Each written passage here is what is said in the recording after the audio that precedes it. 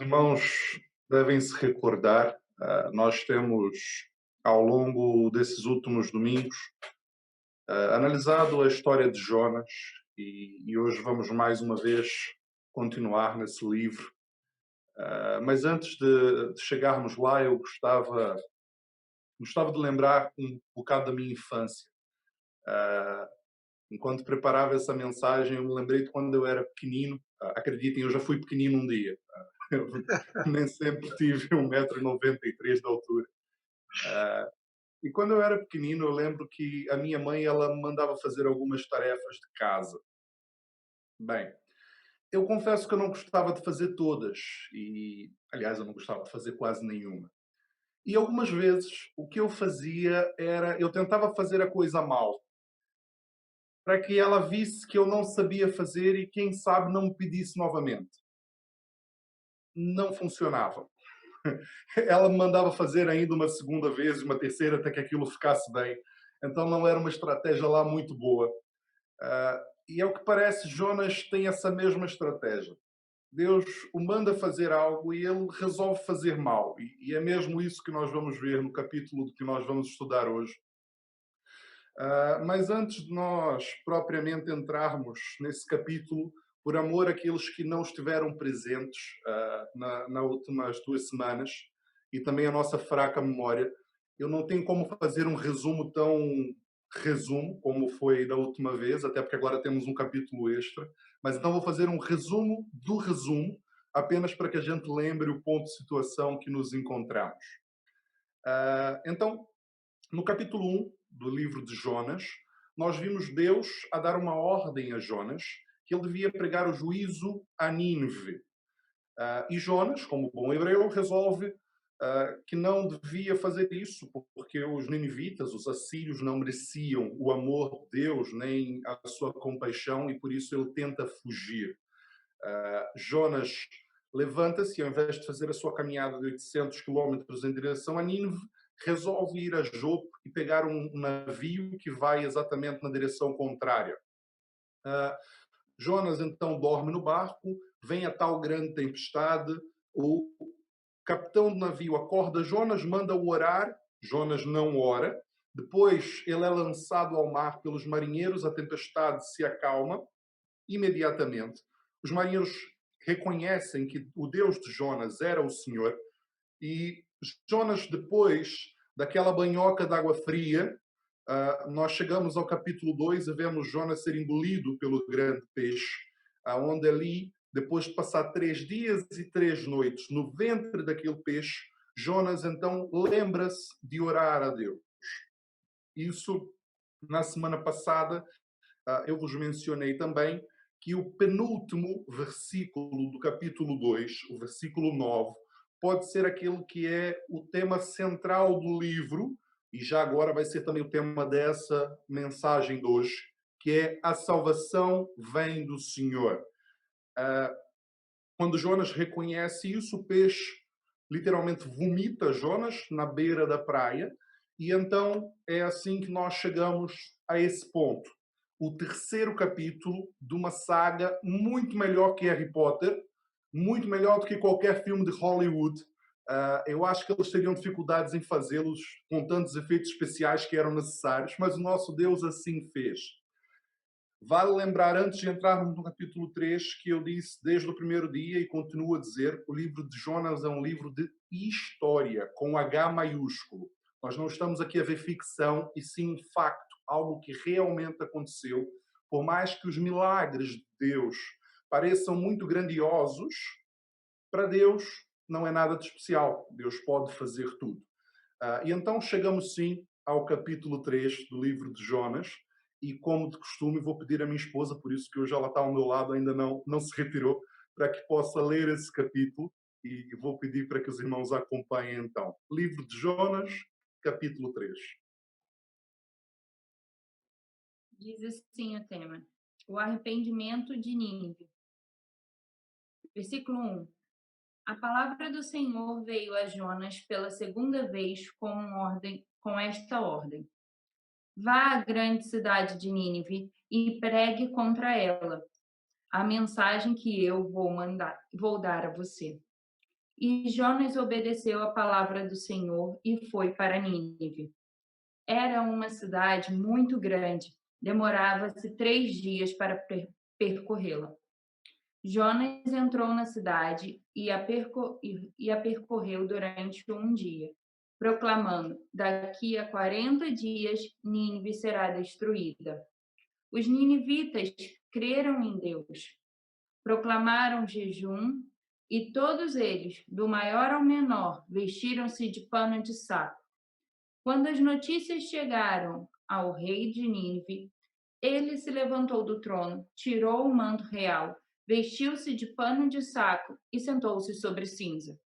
Então fez uma proclamação em Nínive: por decreto do rei e de seus nobres, não é permitido a nenhum homem ou animal, bois ou ovelhas, provar coisa alguma.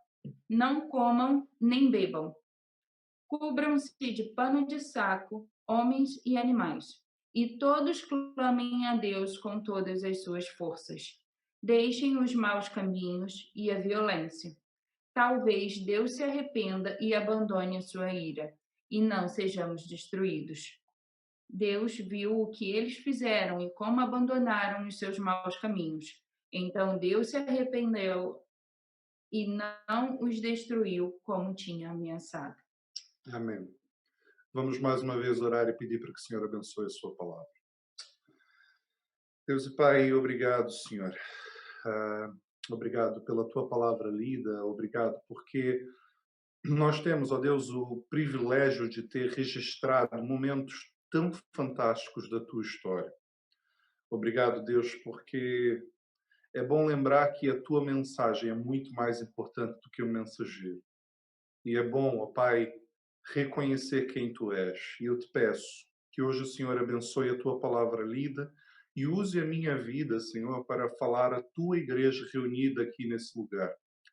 Deus, que não seja a minha incapacidade humana, tal como a de Jonas não impediu que o teu Santo Espírito agisse. Em nome de Jesus. Amém. Bem, fantástico. O capítulo 3 começa com algo lindo. Veio a palavra do Senhor a Jonas, segunda vez, dizendo. É brutal. Jonas tem algo que todos nós costumamos ansiar, uma segunda chance. Deus dá a Jonas a segunda oportunidade de fazer certo. Sabem, é curioso. Jonas não queria dar nem a primeira chance a Nínive, mas Deus não dá a Jonas uma chance, ele dá a segunda chance. E é mesmo como se fosse um tapa de luva branca na cara de Jonas. Olha, não queres dar nenhuma chance a Nínive, mas Deus está a dar a ti uma segunda chance. E isso é fantástico. Esse livro já começa com essa chamada de atenção. Mas, quando nós olhamos isso, nós não podemos nos enganar. Sim, Deus dá segundas chances. Ele pode dar uma segunda chance a cada um de nós. Mas Ele não deve nada. Basta lembrar que Ele não deu uma segunda chance, por exemplo, a Moisés, quando ele bateu na rocha. Deus pode dar uma segunda chance, mas não quer dizer que Ele vá dar uma segunda chance. A verdade é que nós não devemos abusar das chances que Deus nos dá. Deus hoje está a nos fazer uma chamada de atenção, mais uma vez, através da sua palavra. E nós podemos ouvi-la e obedecer e agarrarmos-nos a essa chance, ou viver aquela mentira que muitos crentes têm vivido, da graça abundante. Sabem qual é a mentira da graça abundante? Deus vai me perdoar. Deus é amor, Ele não quer que ninguém morra. Ele vai me perdoar, não importa o que eu faça. Não importa quantas vezes eu erre, Deus há de me perdoar. E nós vivemos uma vida em pecado, a fazer aquilo que bem nos apetece, porque Deus há de me dar uma nova chance. Meus queridos, uma chamada de atenção a cada um de nós é que Deus é amor, mas um dia, quando nós morrermos, Deus agirá com justiça. Não nos esqueçamos nunca disso. E se Deus hoje dá-nos uma chance, agarremo-nos a ela. com todas as nossas forças. Então, vamos voltar ao texto de Jonas, versículo 2. A mensagem que Deus manda Jonas dizer é tal e qual a que foi lida no capítulo 1. Reparem, a mensagem não mudou. Os irmãos podem folhear a Bíblia para trás e ver lá nos primeiros versículos do capítulo 1 e vão ver, a mensagem é exatamente a mesma. Não mudou uma só palavra. Deus diz a Jonas aquilo que deveria falar. A mensagem é repetida tal e qual. Sabem porquê? A mensagem pertence a Deus. Jonas não podia alterar a mensagem. Aliás, Jonas não podia nem deixar de pregá-la. Ao que parece, ele tentou. Ele tentou mesmo não pregar a mensagem. Mas Deus tinha um propósito para fazer em Nínive através da pregação feita por Jonas. Deus não muda. E a sua mensagem não mudou. Nós vivemos um tempo onde as coisas têm mudado. Nós vivemos um tempo onde as leis mudam o tempo todo. Nós vivemos uma era onde a palavra de Deus tem sido colocada de lado. Onde os preceitos judaico-cristãos que basearam toda a sociedade moderna parece estar ultrapassada. Meus queridos, Deus não mudou. A sua palavra continua fiel e verdadeira. Ela continua sendo a nossa única regra de fé e de prática. Nós não podemos, de forma alguma, nos enganar. Jonas recebe essa mensagem pela segunda vez. A ordem de ir pregar a Nínive. E só para nos lembrar, quando ele recebe essa mensagem pela segunda vez, ele estava não em Nínive. Ele estava provavelmente no porto de Jope, o lugar onde ele devia ter fugido. Era a praia mais próxima. Provavelmente foi ali que o peixe o vomitou. O que quer dizer que ele tinha uma caminhada de 800 quilómetros, mais ou menos, para fazer até Nínive. A mesma distância que ele tinha antes. É curioso, partindo do pressuposto que Jonas iria caminhar até Nínive, o texto bíblico não nos diz se ele foi a caminhar, se foi a cavalo ou como foi. Mas partindo do pressuposto que ele foi a caminhar, o que quer dizer que ele chegaria em Nínive cerca de 20 a 30 dias até chegar lá. Lembrando que ele tinha sido vomitado pelo peixe, não me parece que ele tinha uma carruagem à sua espera. Ele deve mesmo ter ido a caminhar. E naquela época não havia rádio ou televisão. Nem se passava assim tanta coisa. Então, eu quero que os irmãos tenham em mente que a notícia de um homem sendo vomitado por um peixe num porto, onde era o grande porto importante da cidade, deve ter percorrido todas as terras. A notícia de que um peixe gigante chegou até a praia em Jope e vomitou um homem não se passou desapercebida. E é muito provável que Nínive já soubesse da história de um tal homem que foi vomitado por um peixe, se calhar por aqueles que foram a cavalo antes de Jonas. Era um porto importante, pessoas a passarem o tempo todo para todos os lados. Nínive era a mais importante cidade. Então é muito provável que quando Jonas chega à cidade, a sua fama já o precedia. O verso 3, nós vamos ver Jonas a chegar em Nínive. E eu quero que os irmãos reparem a um pormenor no verso 3. Deus se refere a Nínive como a grande cidade de Nínive. Não é só no verso 3. A verdade é que todas as vezes que Nínive é referida no livro de Jonas, ela é referida como a grande cidade. Quer dizer que tinha qualquer coisa de especial. Para os irmãos verem, nós lemos no versículo 3 do capítulo 3, nós lemos no versículo 2 do capítulo 3, já havíamos visto na mensagem original, no capítulo 1, versículo 2, E vamos voltar a ver isso no capítulo 4, versículo 11.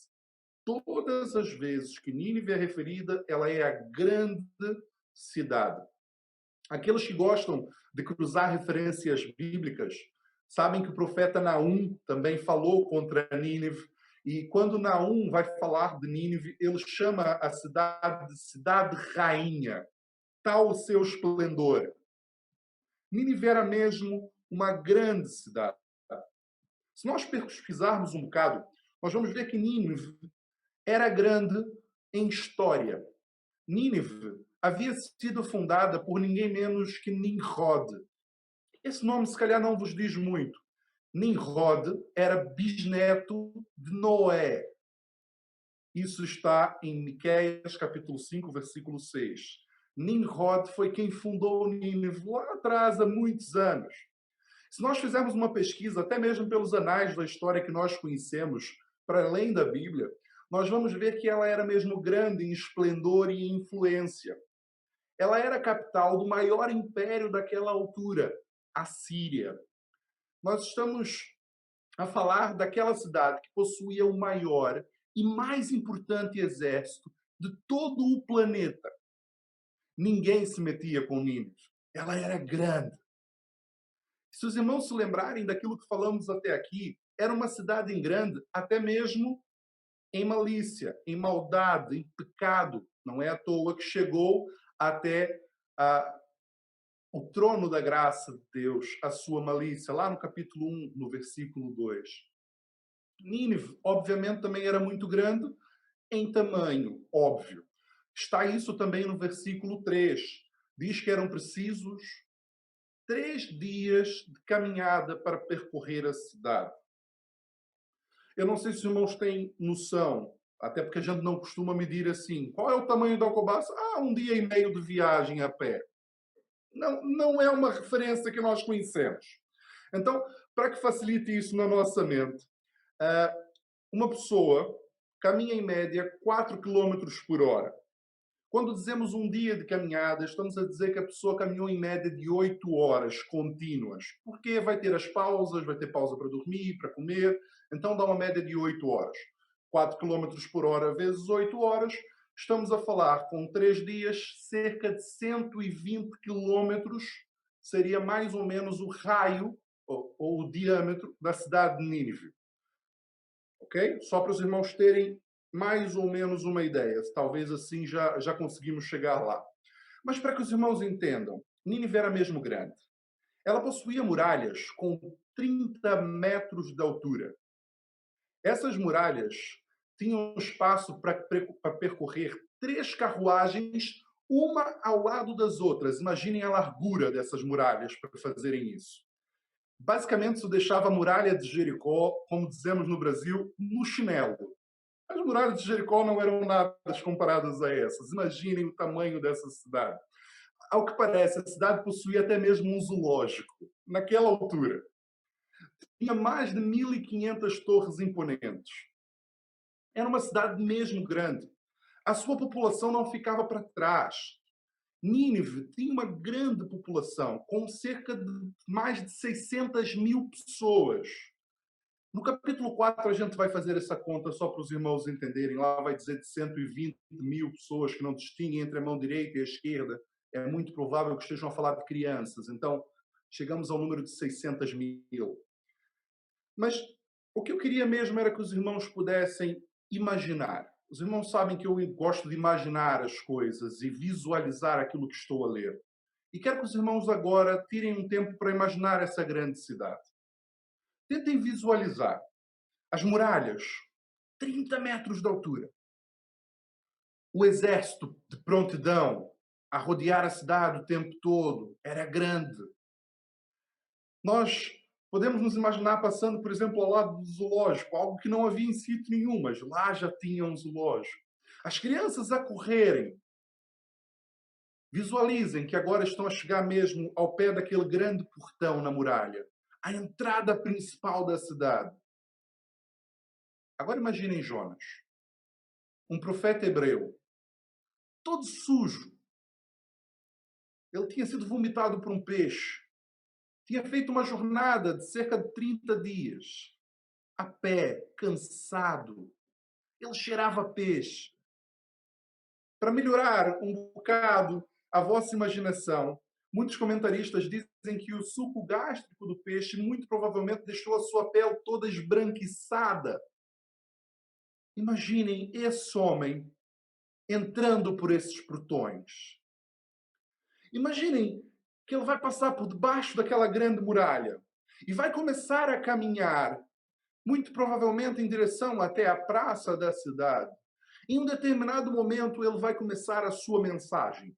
Ele vai pregar ao povo algo da parte de Deus, uma grande, importante mensagem. O versículo 4.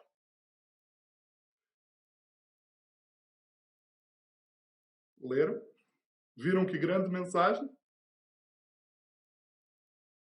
Isso devia estar narrado quase que na Bíblia toda. É uma mensagem tão grande, irmãos. Ainda 40 dias e Nínive será destruída. Eu acho essa pregação tão curiosa. A primeira coisa que me chama a atenção nessa mensagem de Jonas é que ele só apresenta condenação. Jonas não menciona em momento algum que eles tinham a chance de se arrepender. Jonas não menciona o amor de Deus, a sua misericórdia, a sua compaixão. Ele prega uma mensagem de subversão, sem chance de arrependimento, sem compaixão, sem perdão. Os irmãos não fazem ideia, só aqueles que procuram, mas essa palavra que Jonas usa originalmente é a palavra subvertida. Daqui 40 dias e Nínive será subvertida. É exatamente a mesma palavra original hebraica que é utilizada para a destruição feita por Deus na cidade de Sodoma e Gomorra. Na prática, o que Jonas está a dizer é: daqui 40 dias vai chover fogo dos céus e vocês vão todos morrer. Daqui 40 dias e Deus vai acabar com isso tudo. Não há chance, não há hipótese, ninguém se salva. Deus vai acabar com isso. Parece que Jonas esqueceu de uma coisa. Nosso Deus não é um Deus mau. Não é um Deus perverso. Sabem, Deus é justo, sim, mas ele não se agrada com a morte dos ímpios. O livro de Ezequiel, capítulo 33, versículo 11, Ezequiel 33, 11, vai nos dizer: diz o Senhor Jeová, eu não tenho prazer na morte do ímpio, mas em que o ímpio se converta do seu mau caminho e viva. O nosso Deus não destrói pelo prazer de destruir.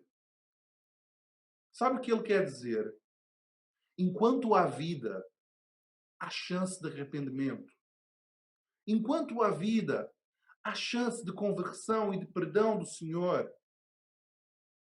Eu cresci a ouvir um pastor a dizer: sabe quando tens que te converter? Até 5 minutos antes de morrer. Isso aí, se conseguires se converter 5 minutos antes de morrer, estás salvo. Mas sabes quando vai morrer? Então é melhor converter-se já. A verdade é que enquanto há vida, há esperança. Mas, meus queridos, não abusemos das chances que Deus nos dá, volto a dizer. Embora Jonas não mencionasse na sua mensagem a chance de arrependimento e perdão, isso era uma premissa que Deus já havia dado ao seu povo. O profeta Jeremias, ele vai escrever em Jeremias capítulo 18, versículos 7 e 8. Jeremias 18, 7 e 8. Se em algum momento eu decretar que uma nação ou um reino seja arrancado, despedaçado e arruinado, se essa nação que eu adverti converter-se da sua perversidade, então eu me arrependerei e não trarei sobre ela a desgraça que eu tinha planeado. O nosso Deus dá essa premissa de arrependimento. Embora Jonas não tivesse falado, já havia o pressuposto. Se o povo se arrependesse, Deus os perdoaria e não lhes faria o mal. Mas Jonas não diz isso. Ele mantém o mesmo rancor, tal e qual o primeiro capítulo. Jonas não quer que ninguém se converta. Ao que parece, ele nem ao menos se esforçou. Diz-nos o texto bíblico que ele andou quanto tempo? Um dia. E quantos dias eram precisos para caminhar a cidade toda? 3. Reparem, ele nem ao menos caminhou pela cidade toda. Ele só pregou um dia. Parece que ele chegou à praça da cidade, disse aquilo que tinha que dizer, pregou aquele seu grande sermão e foi-se embora. Quem quiser ouvir, ouça. Deus, eu já vim, já fiz a minha parte, agora eu vou-me embora. Eu já obedeci. Eles é que morram. E já agora, vamos falar desse belíssimo sermão de Jonas. É daqueles que devemos demorar mesmo muitas horas a preparar. Jonas deve ter ficado aí debruçado sobre uma cabeceira a preparar aquele belíssimo sermão cheio de palavras. 6 ou 7, dependendo da tradução bíblica que tem em mãos. 7 palavras. Parece que Jonas fez mesmo tudo para que ninguém se convertesse. Mas é surpreendente. O versículo 5 vai nos mostrar que o que aconteceu foi exatamente o oposto. Toda a cidade se converte. Toda a cidade. Eu acredito que a pregação de Jonas, ela tem um propósito muito simples. Além da conversão de Nínive, eu acho que ela está registrada na palavra do Senhor para nos lembrar que o mérito da pregação é de Deus, não é do pregador. Obviamente, nós temos que nos esforçar para levar a mensagem. Eu não estou a dizer que com isso nós não devemos nos preparar. Mas se tem um pregador que não merecia mérito nenhum, foi Jonas. A pregação dele tinha tudo para dar errado. Jonas era estrangeiro. Ele falava uma língua diferente. Eu não estou a dizer português do Brasil e português de Portugal. Ele falava uma língua mesmo diferente. Jonas falava aramaico. Jonas falava hebraico e a cidade falava aramaico. Tem todo um nó na coisa. Eram similares, mas eram línguas diferentes. A sua mensagem faltava amor, faltava misericórdia. Era uma mensagem de poucas palavras. E apesar de tudo isso, apesar de todas essas barreiras, a pregação de Jonas pode ser considerada a pregação de maior eficácia de toda a história humana. Meus queridos, eu não sei se os irmãos têm noção, ela teve uma efetividade muito maior do que a pregação de Pedro em Atos. Teve muito mais conversões numa única pregação do que mesmo Billy Graham em todas as suas investidas ao redor do mundo. Nós estamos a falar de uma cidade inteira, mais de 600 mil pessoas, com uma conversão em uma mensagem de 7 palavras. Esse foi, sem dúvida nenhuma, o maior avivamento de toda a história. E reparem, no verso 5, houve um arrependimento sincero. Naquela época, isso era demonstrado através do jejum e do pano de saco. Era como eles faziam. Isso servia para expressar a tristeza, a angústia pelo pecado, a penitência. Aquela ideia de eu não mereço, eu estou mesmo errado. E reparem que foi unânime. No verso 5 diz, do menor ao maior. Do mais pobre ao mais rico, todos. Todo o povo de Nínive creu em Deus. É curioso. Jonas não se esforçou nem um pouco para espalhar a mensagem. Mas, ao que parece, ela se espalhou. Se espalhou tanto que chegou até o palácio do rei.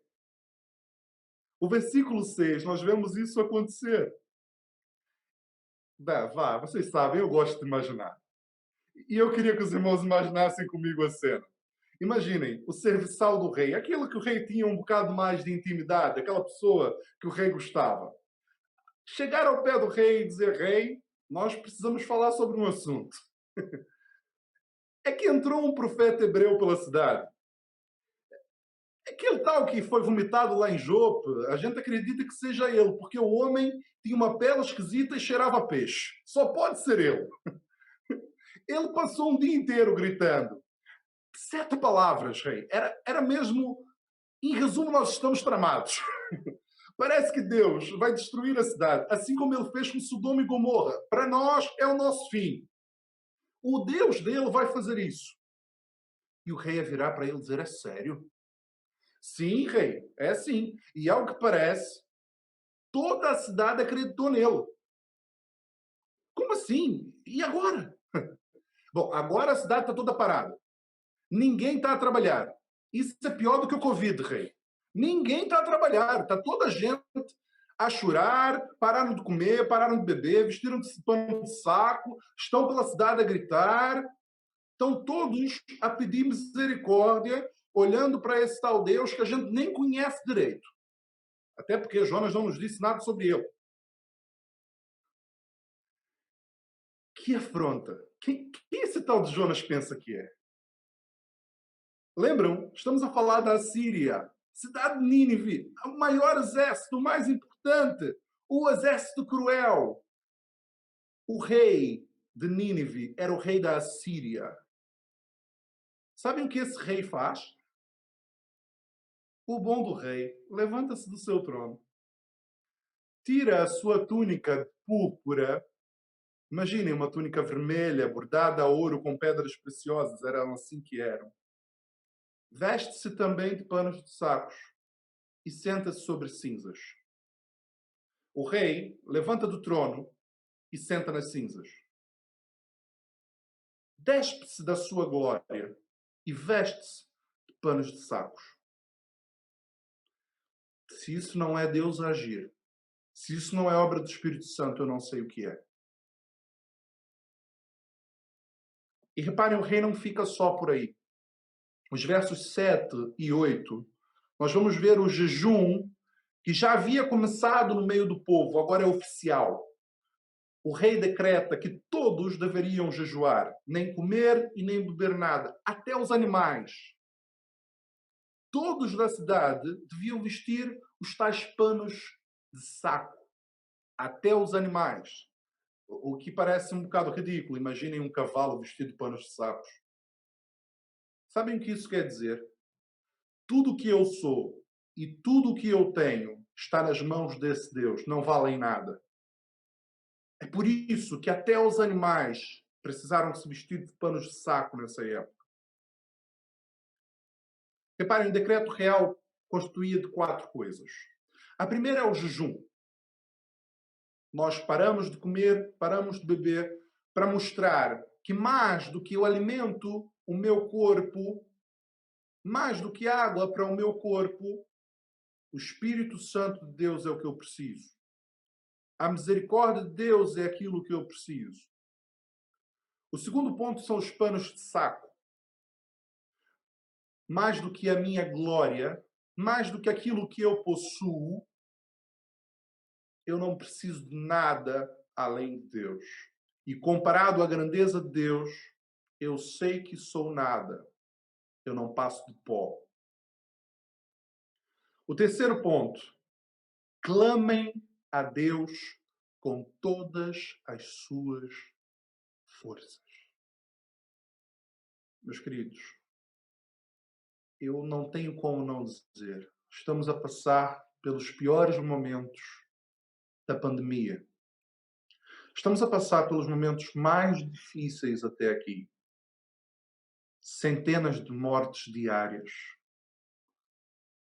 Milhares de casos diários. Só em Portugal.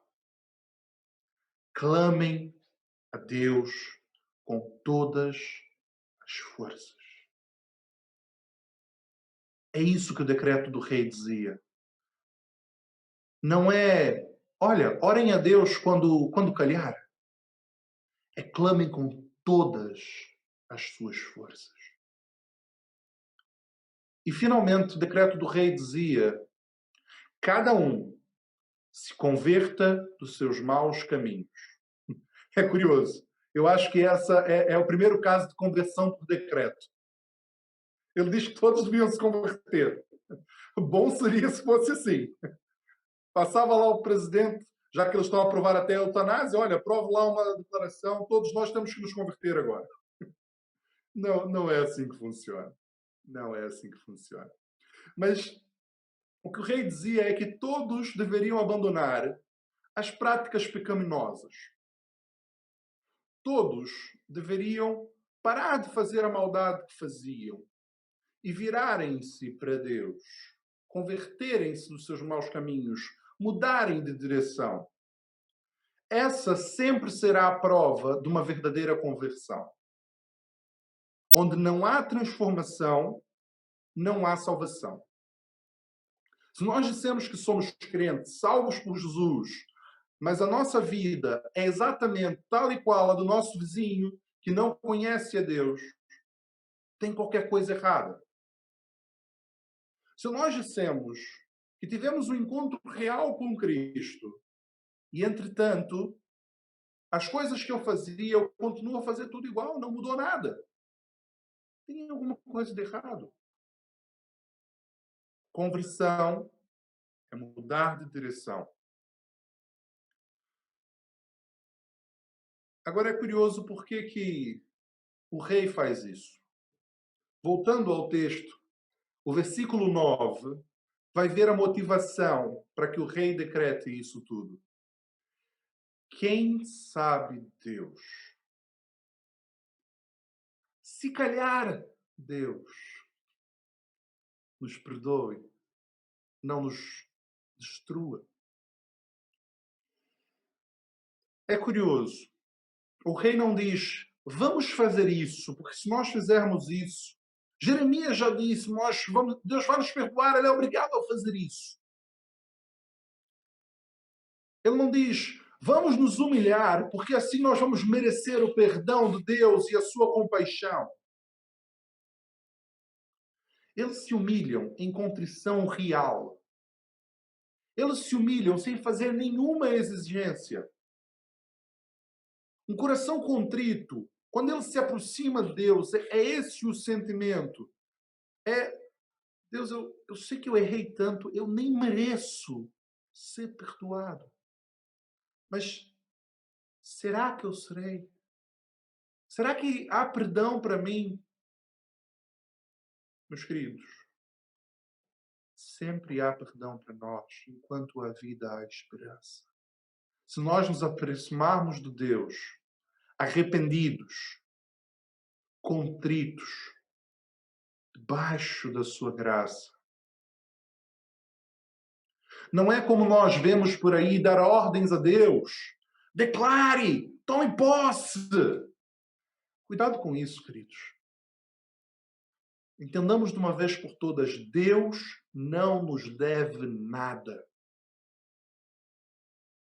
Mais uma vez, Deus não nos deve nada. Nós nos aproximamos de Deus, reconhecendo que tudo pertence a Ele. Ele é soberano. Nós somos pecadores e precisamos da sua graça. É exatamente por entender isso que Deus continua a ser Deus. Se Ele fizer, Ele é Deus. Se Ele não fizer, Ele continua sendo Deus, como diz a canção. Quando aquela cidade reconhece e entende isso, nós temos a linda declaração no verso 10. Deus viu as suas obras, como se converteram do seu mau caminho. E Deus se arrependeu do mal que tinha dito que lhes faria e não fez. É importante repararmos em algumas coisas. A primeira é que, das 4 coisas que estavam no decreto real, Deus olhou para uma, a conversão. Deus sempre vai olhar para aquilo que evidencia o nosso arrependimento real, a mudança de atitude. Ele viu o arrependimento da fé. O mesmo Deus que vê o pecado e se ira, vê a conversão e sente compaixão.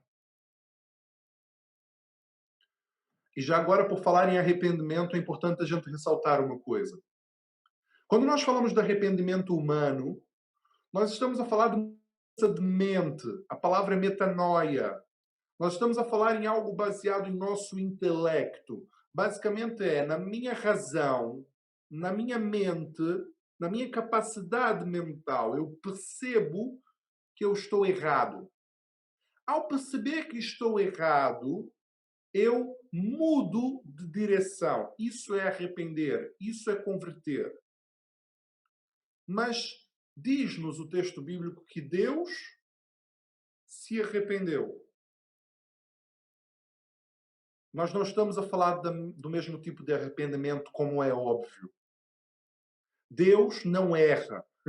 Ele nunca precisa mudar de direção. A palavra hebraica utilizada para os dois arrependimentos são completamente distintas.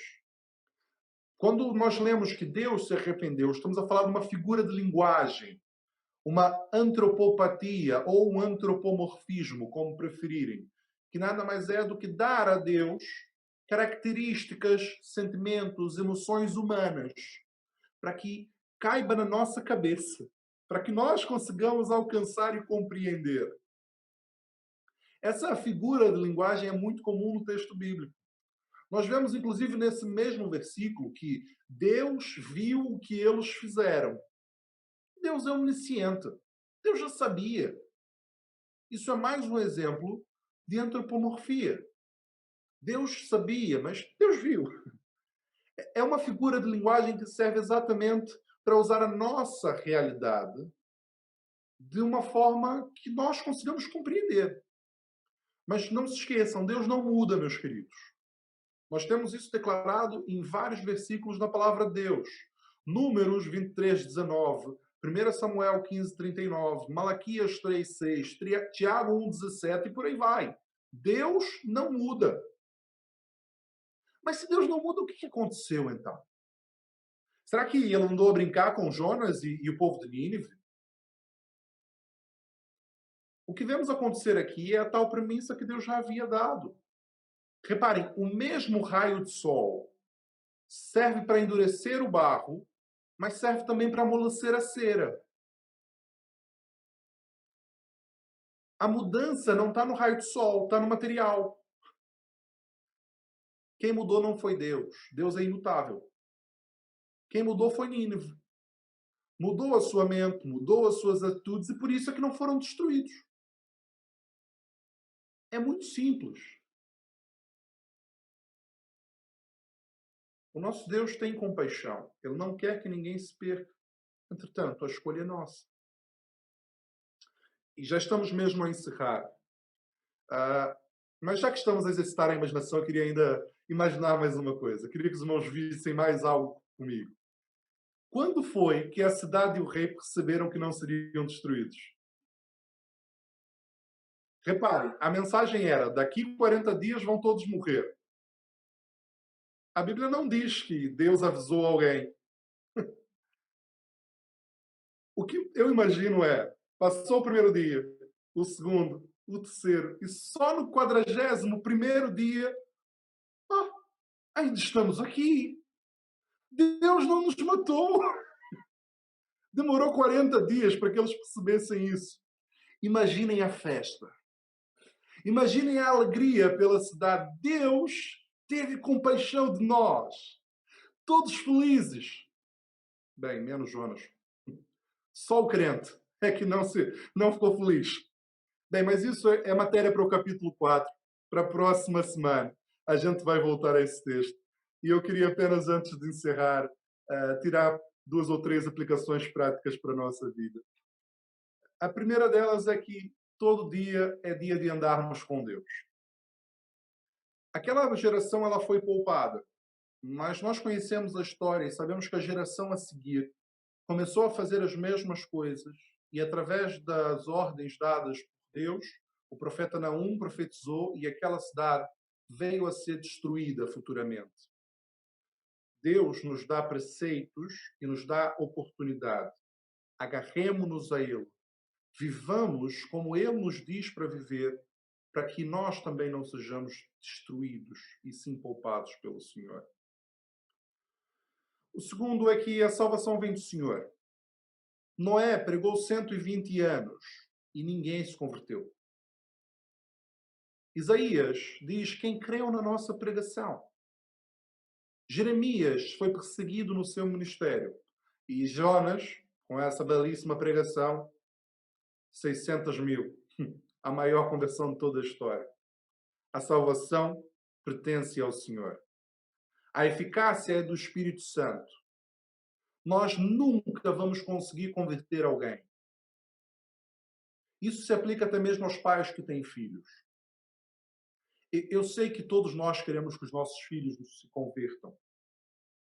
O que nós devemos fazer é ensiná-los no caminho em que devem andar, não é apontar o caminho e dizer, olha, vai por ali, é estarmos juntos com eles no caminho.